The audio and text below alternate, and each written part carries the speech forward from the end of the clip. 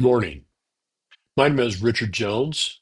I'm the owner and founder of Leading to Leadership LLC. We're starting this podcast um, about living without an expiration date. We've seen um, a record number of layoffs, both in the government sector as well as in the private sector over the course of the last several months. And so a lot of people are living through a very disruptive period in their life. So what we want to do with this podcast is every Monday um, I want to kind of help people deal with the disruption they may go through. And it could be a layoff, it could be a firing, it could be that you're still employed, but things seem to be unraveling a little bit. Um, or maybe you're just supporting somebody that's in crisis. And what we want to do in this podcast is we want to normalize the uncertainty because we know you're living with a lot of uncertainty. And we want to calm the pace. We don't want to create any artificial sense of urgency and no hype. What we want to do is calm the pace. So if you're watching this and your career doesn't look the way you thought it would, you're not late. And more importantly, you're not alone. This series is going to exist because I've had years and years of watching very capable people that have internalized their career disruption. And sometimes internalizing it isn't the best way to deal with it. Um, there's been emotional gaps that no one wants to talk about, but maybe we should have conversation about it. Um, we want to deal with the myth, and it is a myth that success has a timeline. Success does not have a timeline. And there's no end date to success. And then we want to have a conversation that matters more than give advice. Advice is cheap, but conversations that help you realize and recognize opportunities is what we really want to accomplish here. Most people don't need a plan right away, but they often right away need perspective. I've been through it. I understand what the emotional impact, the financial impact, the family impact, the friend impact has when you are in a career disruption of some kind. And I I think it would really have been helpful to me to deal with that had I had this kind of conversation as I was going through it and not doing it all alone. A career disruption really takes things away from us. We know that. Sometimes it's an identity loss. I see this in the first time, almost everybody, yeah, I hate to say this, but almost everybody at one point in time in their life is probably going to be laid off if they haven't already. Um, and that first time is really hard because sometimes our whole identity is so wrapped up in who we are at work, what our title is, what we do, and so we have to deal with that identity loss. We can't push it under the rug. We have to deal with it.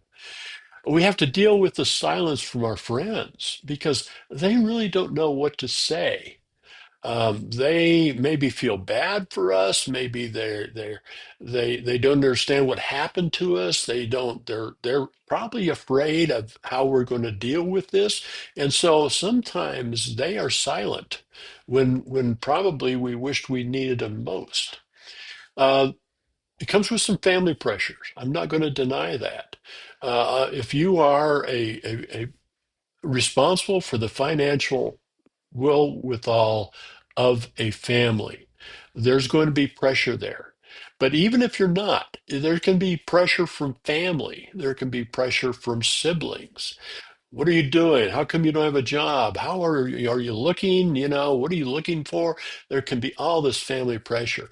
And then internally in the nuclear family, it can get very difficult because it's very emotion laden. So we want to cover what family pressure looks like sometimes and how it was dealt with. We want to deal with the shame and self-doubt. It doesn't matter if we've been laid off or we've been fired. There is a certain shame in our society for that, and we want to understand that better. But we want to make sure we're dealing with the self-doubt that's created also, because sometimes we question whether we were really up to the task of the job we had.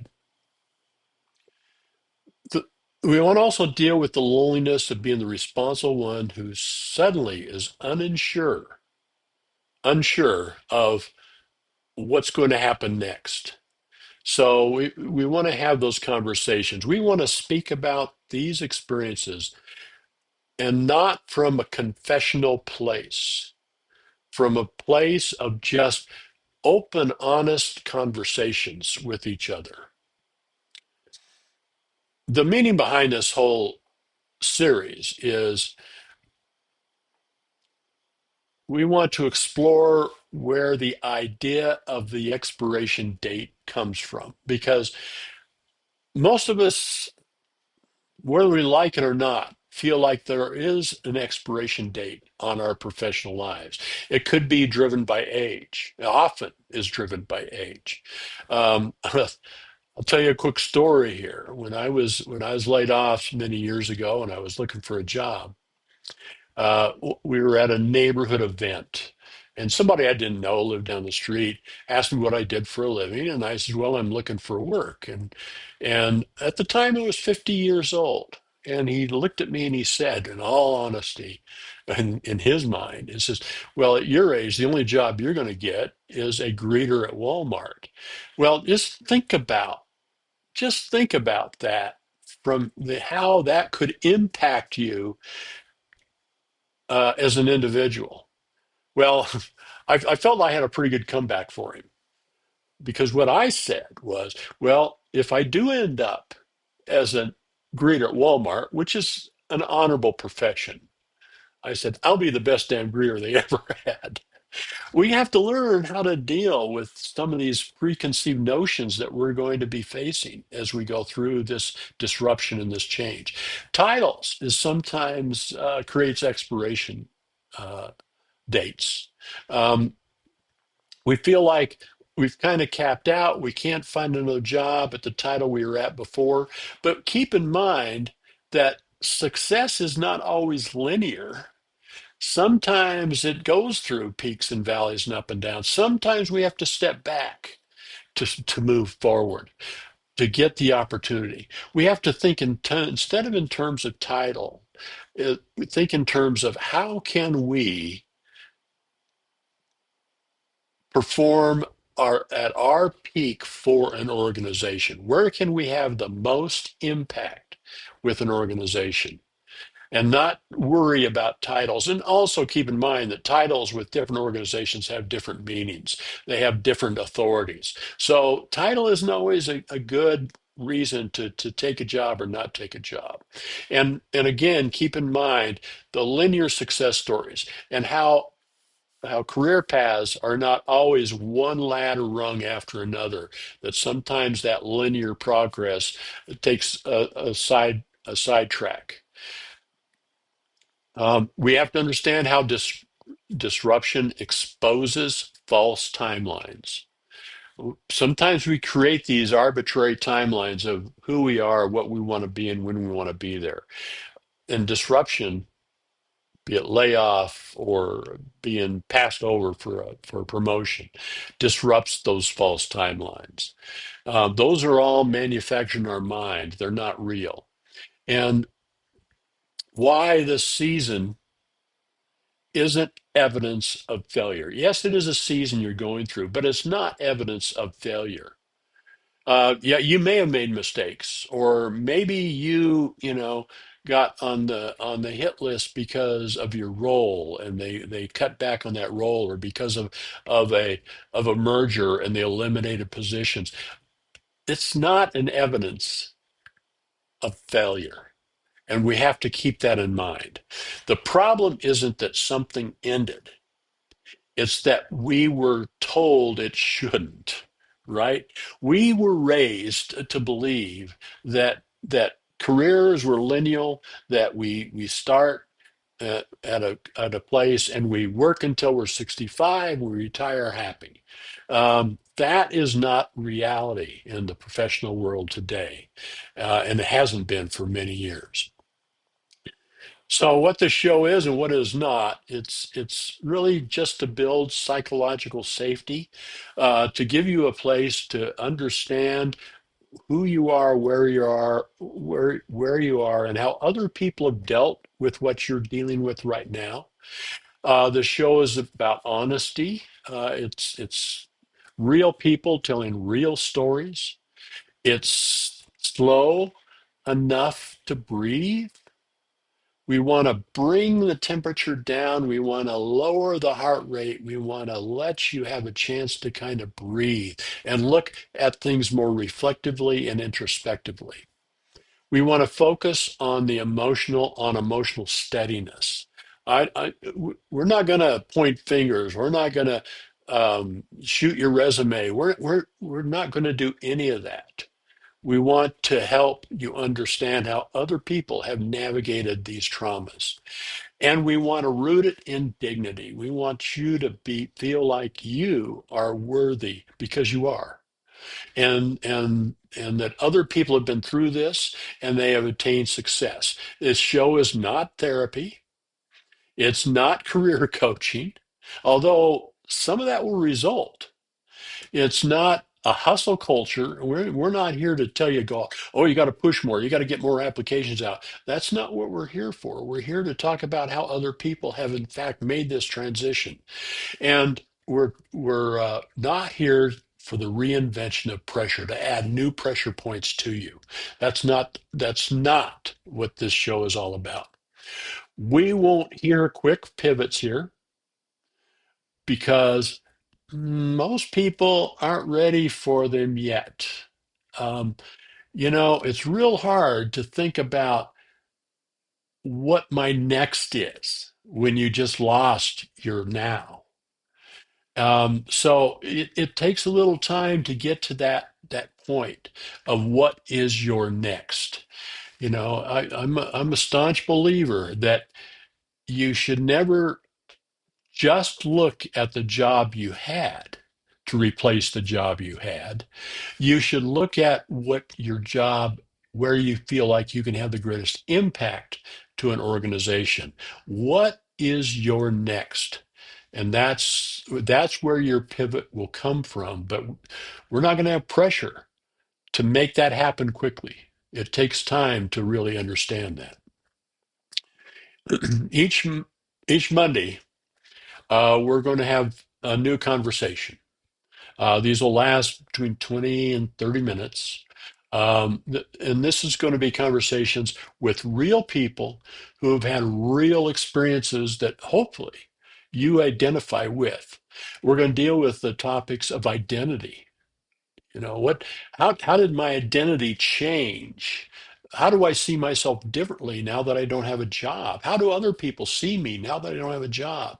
So we want to have some conversations about identity. We want to have conversations about family conversations. How did other people have these conversations with their spouse, their kids, their parents, their siblings? And how did they stage those?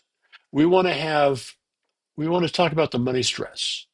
We're not going to be here to build a budget, but we're going to be here to hopefully hear from people can tell us how they managed the stress, and how they, even if they had a severance plan, how they managed that. Um, so that's going to be one of the topics we're going to talk about. We're going to talk about confidence rebuilding. We know you've taken a hit in your confidence. It happens. Anytime you lose a job, your confidence takes a hit. We all suffer from some sort of identity crisis, but we need to really rebuild our confidence. And so, how did other people do that? And then we want to redefine success. How did people redefine their success when they lost a job that they thought was on their pathway to success? Those are the important topics that we want to talk about. We don't have to fix anything beyond listening. So you don't have to fix anything beyond listening. That's what your job is. I invite you to participate. Um, and to participate, that means that I would like you to tell your story on this podcast on some Monday in the future. You don't even need to be on the other side. You may be in the middle of it. You may be in the throes of this disruption and this transition. What are you doing and how are you dealing with it? You don't need to have polished answers. I'm not looking for professional and inspirational speakers here. I want real people that have dealt with real issues and how they dealt with it. The lessons don't have to be finished. Fact is, rarely are they finished. You know, we have to be lifetime learners. We're always learning the lessons and continuing to finish those lessons. So don't feel like you got to be at the end game because there really professionally may not be an end game right now. And then boundaries have to be respected. If you come on and decide to share with us, there's not going to be any judgment here.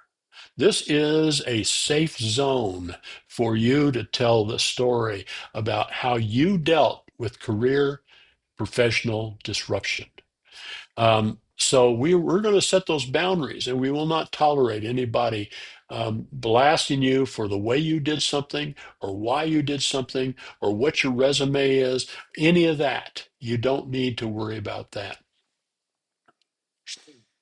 If you're navigating a career disruption or are living through one and feel you can share what you've learned, I invite you to DM me or send me an email at rich.leading2leadership, and that's the number two, at gmail.com. That's rich.leading2leadership at gmail.com. This isn't about performance, it's about perspective. So keep that in mind. We want to hear how you're doing it, what you're doing, and and so that you can in fact help other people that are going through a similar situation. But really, at the end of the day, um, it's okay to just watch quietly.